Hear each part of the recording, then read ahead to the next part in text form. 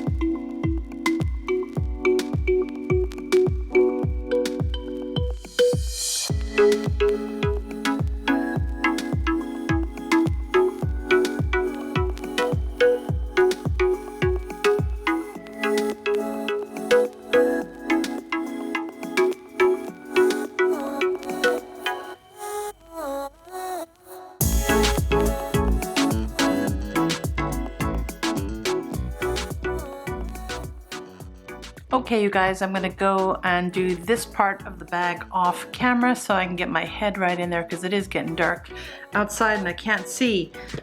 So I'll do what I think I'll go in and do this side here. On the other side, wait a bit and do the coats again, and then I'll join you with this part.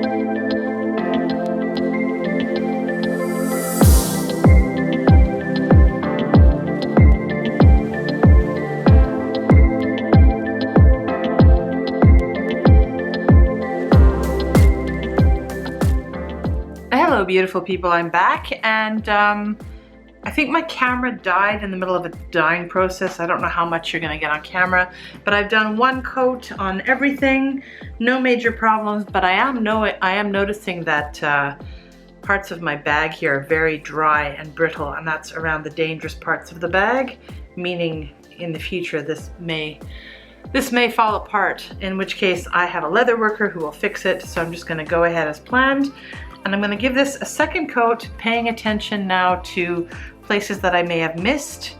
It's a little bit more brown than black. It appears to me to have brownish tinges anyway, which means that it's in need of another coat. So let's get going with that. Hello my lovelies, it is day 3 of my dye project here with my Totally GM. I have finished 1.5 coats. I say 1.5 because it's been pretty shoot the hampa, or half-assed I should say, but I think it's pretty much all covered. It's good enough for me, and I'm going to go in right now with some Resolene. Okay, so the Resolene is basically like the top coat. It seals the dye and gives it a nice sheen, and this particular one is in black, and basically I want to go in with a couple of very thin coats, and that should seal the deal.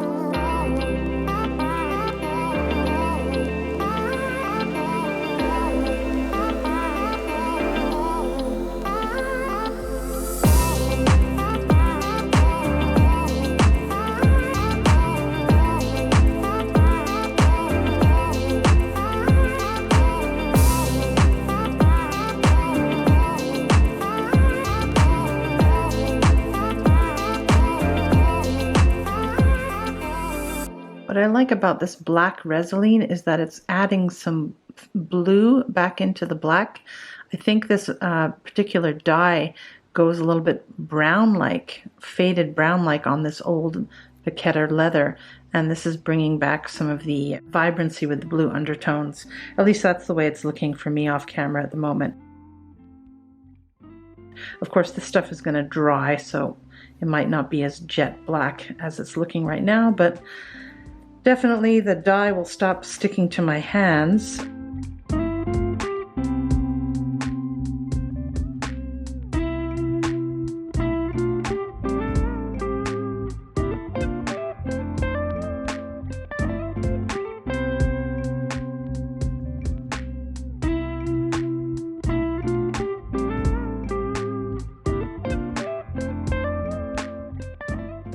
One thing I forgot to do is to wipe the dye down to get off some residuals before I started with the Resolene, but hopefully that won't be too much of a problem. Crossing my fingers.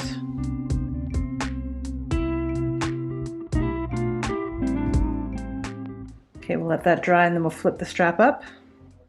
We'll do the upper part of the bag strap off camera. It's a bit finicky.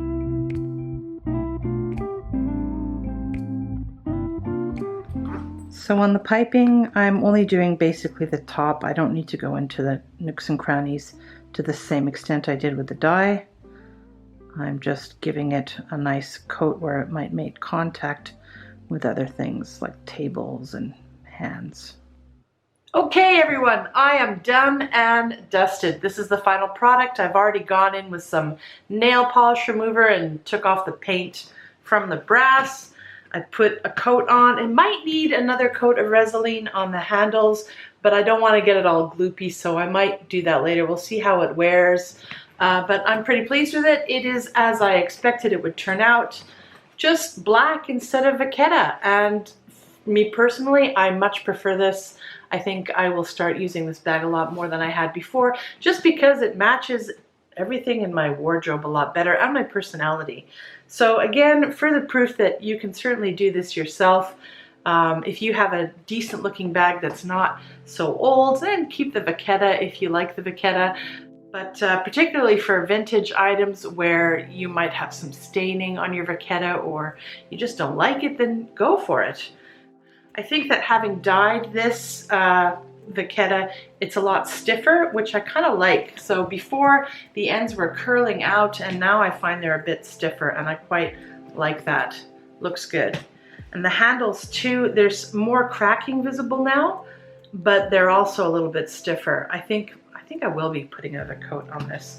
Oh, and by the way, the inside of the bag, absolutely no. I was slightly worried at one point that maybe, because I had to go inside the crevices, that maybe some of the dye would spill through in the middle, like it had for my, what is the bag? My keep all. I had some dye issues of it coming through in the inner canvas lining, but it did not do that for this particular item, probably because it's like a double lining. Everything's fine. Now there is a piece of vachetta on the inside from which I hang a key, or like one of these key stretchy things. Ooh. But I'm just going to keep that as is. This is just for me. This is not a bag that I plan to sell anytime soon. It's extremely versatile, a sturdy tote. It's a GM size, so it's big, but I'm a big person, so it matches me perfectly. I don't think this particular item is for sale anymore. I think you can get this model still on Louis Vuitton's website, but I think it only comes in the MM and the PM size, which are the medium and the small sizes. And you can also get it in different prints. I think you can get it in the damier ebin and also in the azure color as well. But I like this one with the monogram print. I think it looks good. So that is my bag. If you want to have a playlist of all my dye jobs, I'll put it up here somewhere, maybe in the bottom, and you can check out my other creations. Okay, that is it for today, my lovelies. See you in the next round.